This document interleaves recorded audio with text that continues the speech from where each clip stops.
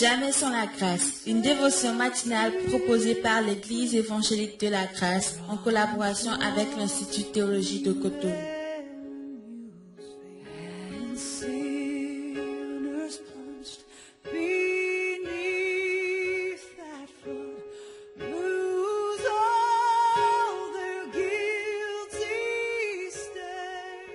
Chers amis, chers internautes, nouvelle journée, nouvelle provision. Bienvenue dans cette dévotion de ce matin. Ô Seigneur, je te bénis parce que tu parles encore aujourd'hui. Merci pour ta parole qui est toujours vraie, qui est toujours d'actualité.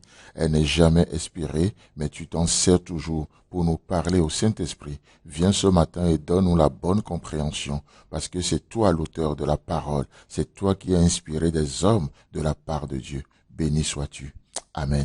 Alors, chers amis, chers internautes, ce matin, j'avais juste envie de continuer avec vous sur le thème l'incompréhension, mais le Seigneur me l'a vraiment déconseillé. Il m'a mis à cœur un autre thème avec lequel il aimerait terminer cette année 2021 avec chacun d'entre nous. Et ce thème s'intitule la faveur divine. La faveur divine. Et en priant pour vous ce matin, le Seigneur me dit, j'aimerais faire trouver grâce à quelqu'un en ce début d'année. Et il m'a mis vraiment ce thème à cœur. Alors, chers amis, nous vous souhaitons tous les bienvenus dans cette dévotion, surtout dans ces quelques jours pour la fin de cette année, et nous abordons la faveur. La faveur, n'est-ce pas un beau mot? La faveur, mais aussi un mot de plus en plus rare dans une société de compétition et de compétence, n'est-ce pas? C'est ce que notre société fait. Il nous met tout le temps en compétition les uns avec les autres. Une société qui nous demande d'être compétents et les faibles sont de plus en plus méprisés.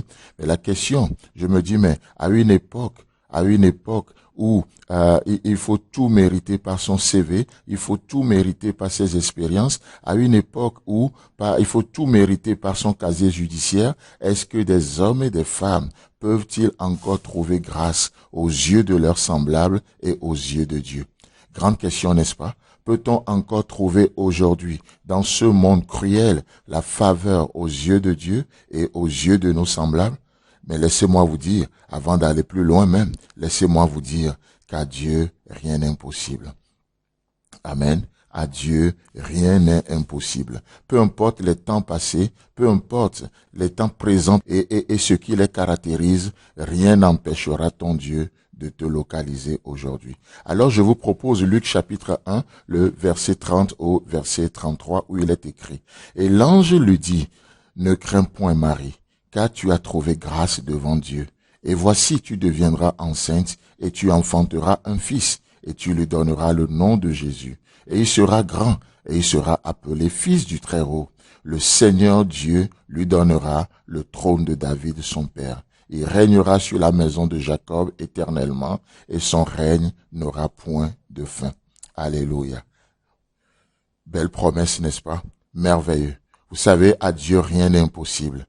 À Dieu, rien n'est impossible. Peu importe les temps présents et ce qui les caractérise. Peu importe comment nous pouvons crier que non, les temps sont difficiles. Ouais, que les hommes sont vraiment cruels. Non, peu importe le temps présent et ce qui les caractérise, rien n'empêche Dieu de te localiser aujourd'hui. Amen. Alors que l'homme considère ce qui frappe aux yeux, Dieu ne considère point.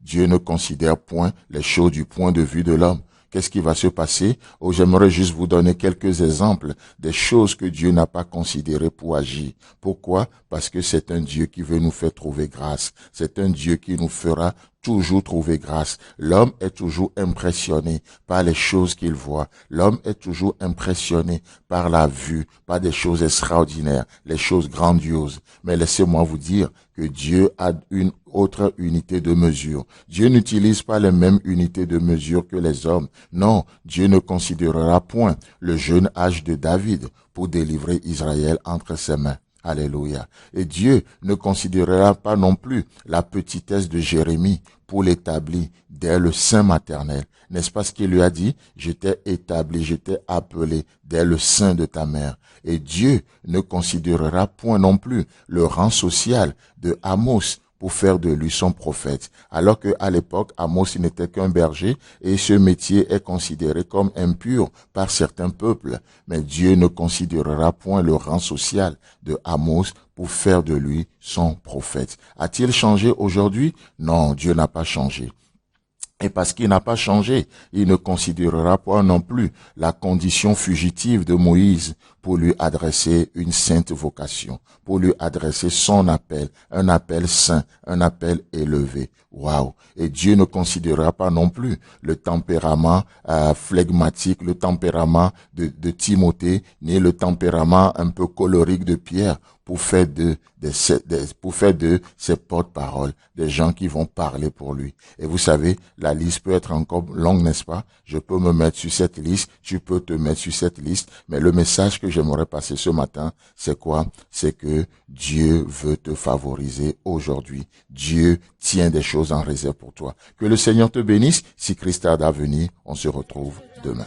Si vous avez aimé cette dévotion, parlez-en à vos amis. Parlez-leur du message de la grâce et de ce qu'il fait en vous. Pour un sujet de prière, une question ou plus d'informations, contactez-nous. Téléphone 64 88 35 87 ou 96 42 69 05 ou par WhatsApp au 94 75 80 20.